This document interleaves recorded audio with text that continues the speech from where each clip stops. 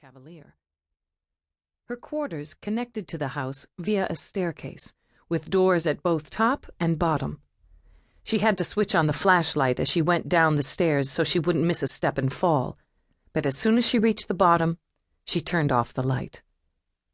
She paused for a moment to let her eyes readjust to the darkness, and as she did, she listened, straining her ears for any sound that didn't belong. Nothing. Silently, she turned the knob and opened the door in increments an inch at a time, every nerve in her body alert. No strange sounds greeted her, so she stepped forward. She was standing in a short hall. To her left was the door to the garage. Silently, she tried the knob and found it still locked. One door down was the laundry room. Then directly across the hall was the kitchen. The battery-operated wall clock in the kitchen ticked monotonously, very loud now without the hum of the refrigerator to mask the sound. She eased into the kitchen, the glazed ceramic tile cold beneath her feet. Skirting the huge cooking island, she paused again before entering the breakfast room.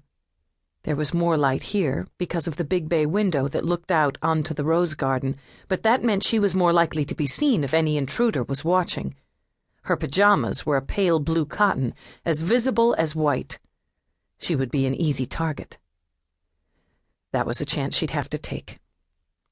Her heart slammed against her rib cage, and she took a slow, deep breath to calm herself, trying to control the adrenaline rushing through her system. She couldn't let herself get sucked under by a whirlpool of excitement. She had to ride it, keep her mind cool and disengaged, remember her training. She took another deep breath and eased forward, minimizing her exposure by hugging the wall as closely as she could get without actually brushing against it. Slow and easy, she thought.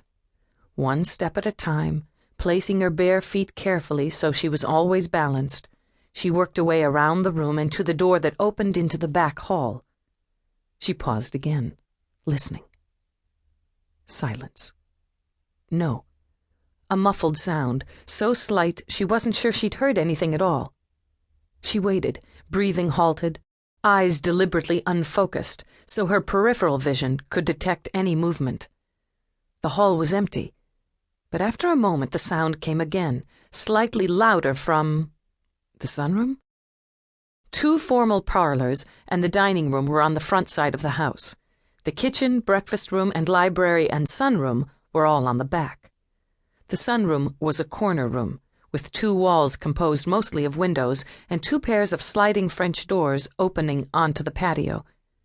If she had been planning to break into the house, Sarah thought, she would have picked the sunroom as the best entry point. Evidently, someone else had too. She sidled into the hall, paused half a heartbeat, then took 2 swift steps that carried her to the side of the huge 100-year-old buffet that was now used to store table linens. She went to one knee on the thick carpet, concealed by the bulk of the buffet, just as someone came out of the library. He was dressed in dark clothes and carrying something big and bulky. The computer terminal, she thought, but the hall was too dark to be certain. He carried his burden into the sunroom, and she heard more of those muffled sounds, rather like the scuff of shoes on carpet. Her heart was thudding, but all the same she felt a little relieved. The intruder was obviously a thief rather than a criminal bent on revenge against the judge. That wasn't to say they weren't in danger. The thief might be violent, but his movements so far were those of someone bent on stealing what he could and sneaking away. He was organized and methodical. Witness the disabled electrical and phone lines. He had probably cut the power in order to disarm the alarm system, then cut the phone lines as an added precaution. The question was, what should she do? She was very aware of the weapon in her hand, but the situation didn't call for lethal force. She would shoot if necessary to save the judge's life or her own, but she wasn't about to shoot someone over electronic equipment. That did not, however, mean she was inclined to let him get away. It was also possible he was armed. Burglars, as a rule, didn't carry weapons because if luck wasn't with them, the jail sentence for armed robbery was so much stiffer than for a simple robbery. Just because most burglars weren't armed, though, didn't mean she could afford to assume